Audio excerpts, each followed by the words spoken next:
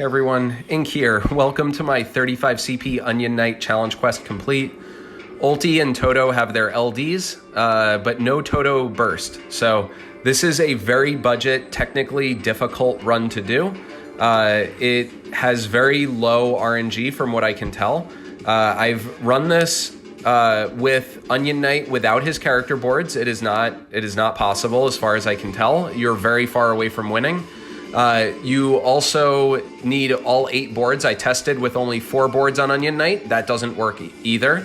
And I tested without his armor plus, and that didn't work either. So you need all of that.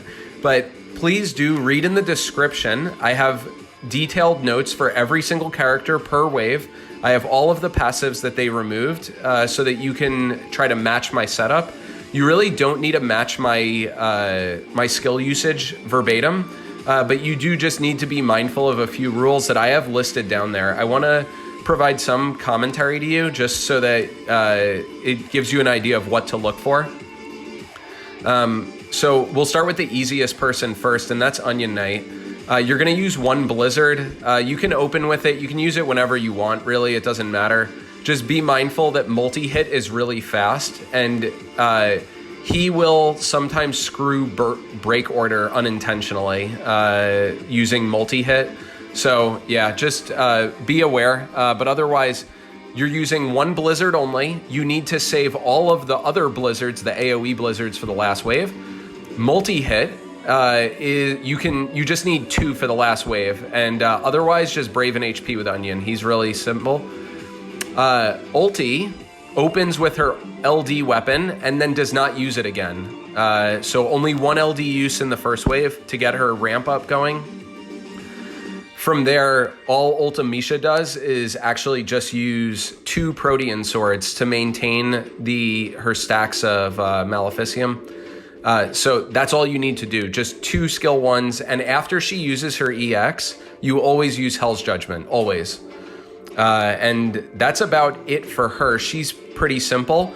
Your damage is going to get... actually, one more thing with Ulti is that after she uses her EX, which will be coming up, after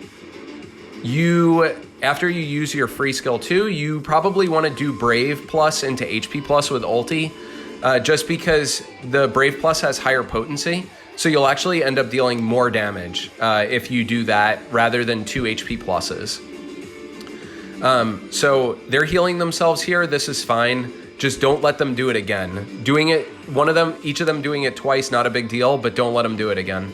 Shantotto, so for her gameplay for the first wave, you're going to open with her EX. She's really carrying damage this wave, for sure. That's her primary job because she's not going to get as many turns in the last wave as Ulti.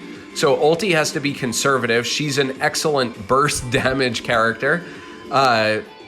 So she's going to be bursting damage, and meanwhile, Shantotto, she can pretty much spam skills here. You want 2 bios for the last wave, and you can use 2 to 3 arrows in this wave without a problem. And the reason that you're saving skills with Shantotto is, especially like bio, right? You look at bio and you're thinking, well, what's the big deal? The big deal is that it has a really high turn rate, higher turn rate than arrow. And so bio sometimes will let you jump up very, very fast to get another turn with Toto. And it lets you sneak in more damage around the boss, which is really the name of the game in the last wave. You could see that miss there. I had to Brave Plus with Toto because I got a 10% miss on her. When she gets hit, the enemy will refresh her rage buff. You're about to see it right here. And I just got unlucky. So, I mean, the turns is not a problem with this team. They're going to crush it turn-wise because of all of Ulti's free turns. So, not a problem or a concern. So, with Toto, by the way, you're opening with her EX. You're using her skill 1, her arrow, to buff her max brave. The attack buff on her is not necessary to maintain. She's going to cap damage with or without it. But bio is better in this first wave because it's just not as efficient damage-wise as arrow is. And if you have to Brave Plus or HP plus with Toto, you don't want a Brave plus. If you have to HP plus with Toto to maintain her rage buff because she's not being targeted, then that's fine. Don't sweat it, and don't use any AAs in this wave.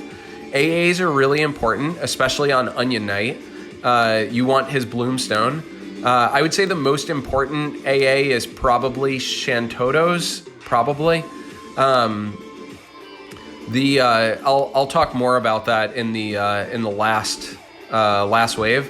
You can see B is targeting all, and you do not want to let him get a turn. That will not be good. So I'm gonna do my Brave plus into HP plus with ulti. Her LD buff fell off, and that's no biggie. I don't mind. I definitely do not want to use it here.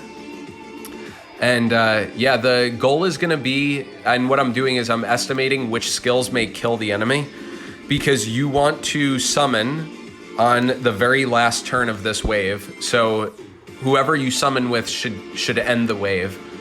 So that was what I was basically planning. The fact that this guy's healing himself for 30k is not a big deal.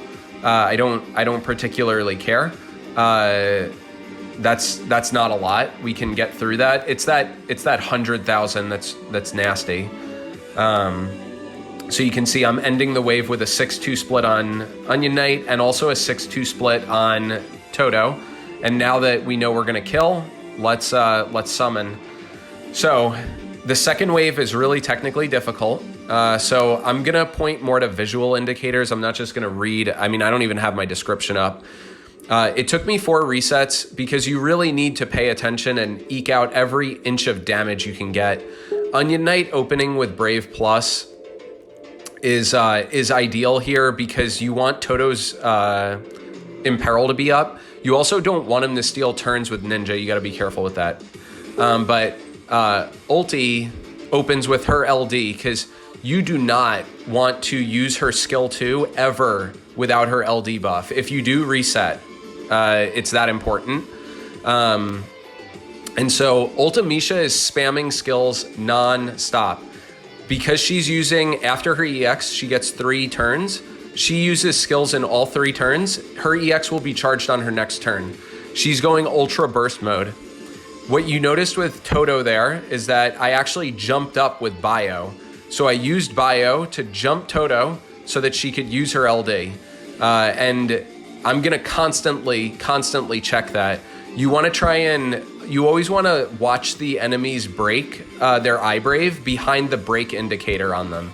When it's at around 2.5k, that is the signal that they're 1 turn away from coming out of break. So A was at 2.5k and now they're out. B needs 2 more turns. They're at 1300. So on this next turn, they will come out of break. B will. And this is important for just making sure that you're squeezing in as many turns as you can. You can see I'm checking where Toto will jump here. They're not stun locked at the moment. So I'm going to have to use LD before they get another turn. And so I'm counting turns because we're gonna be able to break B and then ulti's gonna go. And I need to make sure that I can pull A and B out of break. So B just got broken. A has another 2 turns or so. This is really the main thing. So with Onion Knight, I didn't want to use his multi-hit to get his buffs back up.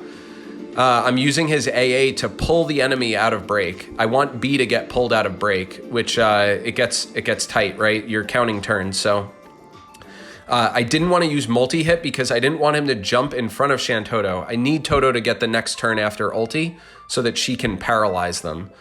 And really with ulti doing EX, you can see I've got 2 turns left on my Sorceress's intervention. If you're at 2 on your last turn of ulti, you have to use LD because otherwise the buff will fall off and your free Hell's Judgment won't have overflow, and that's no good. So you always want to watch that. That's the most important rule with ulti. You're really spamming Protean Swords early. You can save all your Hell's Judgment for the end. The reason is because Protean Swords actually won't cap after they buff themselves, whereas Hell's Judgment always will. So that's definitely important. And yeah, the Protean Swords, the other time you use it is for launches. when you know they're getting launched, it is the best single target launch you can do. It deals more damage than Hell's Judgment. So good to use it there. If you can get a good launch like this one's pretty good, that's great, for sure. I don't think I'm getting another launch on B, so I'm just gonna dump with them. If you know that you're getting another launch, you absolutely can Brave Plus with both of them and get a massive launch in. But otherwise, it's pretty straightforward. You can see they're not stun locked here, so I'm checking to see if Toto will jump her turns. Always checking, so you can see I'm gonna jump with Arrow there. And B has 1300 behind themselves, so we know that ulti, her EX is always going to be up on her turn, so I can pull B out of break, and I can make sure that Toto gets to stun lock them. It's just taking as many turns as you can before they do, without a formal delayer either. It's tricky. But yeah, we know for sure that Toto is going to be using her LD because she has to stun them. So I can dump here. I'm not really going to get a better chance for launching cleanly, so it makes sense to just use it there without a problem. And ulti is at her LD buff is at 3 now, so now it's at 2. And it's perfect, right? So next turn when ulti goes, she has 2 turns left on Sorceress's Intervention. She is going to use her EX. She's going to use her free skill too. Her LD buff is going to fall off, so you'll use her LD, and then you'll use skill 1, because that's what you spam with until skill 1s are out. So yep, you'll see that here. The main thing, the other technically challenging part of this is when to use your AA. So you want to use your AAs when enemies are broken to pull them out of break so that you can squeeze more turns out of them. That'll let you get more. So you can see A is going to come out of break here, and B will need another turn. Which is a good time to use Toto's AA, pull A out of break. Now she can max damage on her EX, which is perfect. You want to use her EX when her AA is active. And now Onion Knight can break B and push him back and let ulti go. So, yep, that's pretty much it. Never use Blizzard, by the way, if Onion Knight's buffs aren't up. Pretty self-explanatory. But we are getting into the danger zone, right? We used all of our Protean swords, so she's spamming Hell's Judgment. And what's happening here is I'm looking at the enemy's Eye Brave. I have 2 Hell's Judgment left. I have 6 turns left on Sorceress's Intervention. I can use an AA to pull A out of break. However, I want to get B out also. Now I've got 5 turns, so I'm going to use Hell's Judgment when it's my turn, when I decide. I'm going to then EX on my next turn. I'm going to use a free Hell's Judgment, and then I'm going to use my last Hell's Judgment. I just said 4 actions.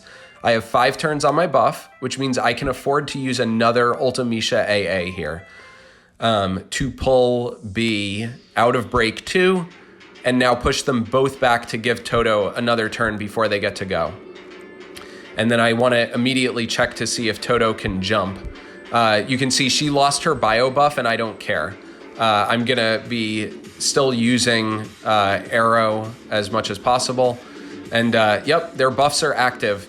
So they delay themselves 1 turn usually from that. Hopefully you get a good spread. That's generally what I've noticed. Yeah, with this late, their first turn that they use is their bubble shot, and it's high turn rate. So prepare for the worst when that happens. So yeah, ulti is going to use her free Hell's Judgment, then use her last Hell's Judgment, and then because her HP plus is pathetic at this late with no proper support on the team or anything, no Eye Brave region, after this Hell's Judgment, yeah, just Brave Plus with her. Just Maelstrom. You do not need to bother. She's out of gas. She did her job, doing tons of damage. Now, Toto, we've got to launch on A, right? Now the problem is that if I were to kill A here, I still have a lot of life left on B, and I wanted to make sure that I didn't piss off the other one, because if I killed A here, B would remove Ulti's defense debuff, it would remove Shantotto's defense debuff, and her Imperil. So the entire team will be hitting for a lot less if you kill them spaced out. So I want to try and kill them together. Thankfully, and I took a picture because I was so paranoid about this, Rage Arrow will jump you, which is great. Now here I can use my last Blizzard with Onion Knight. Toto, immediately want to see if I can jump again. If I could, that would be epic. But her AA is active, so she's dealing 100k AoE, which is great. And Magic Pixel got me there. They both have Magic Pixel, in fact. So yeah, I do want to thank Jeff Plays Guitar for letting me use his music for this. I love this remix that he has of Man with the Machine Gun from FF8. It was in celebration of how much Ultimecia carried here. This was lucky that I got a miss there, but it doesn't matter. I would have taken 7k damage. Onion Knight still would have broken the enemy, and Toto still would have killed. So you need 15k for the challenge quest complete, so we did it. I wish you the best of luck. Please feel free to ask any questions at all in the description. Yeah, this was stressful, but really fun and challenging. I wish the best to anyone that attempts it.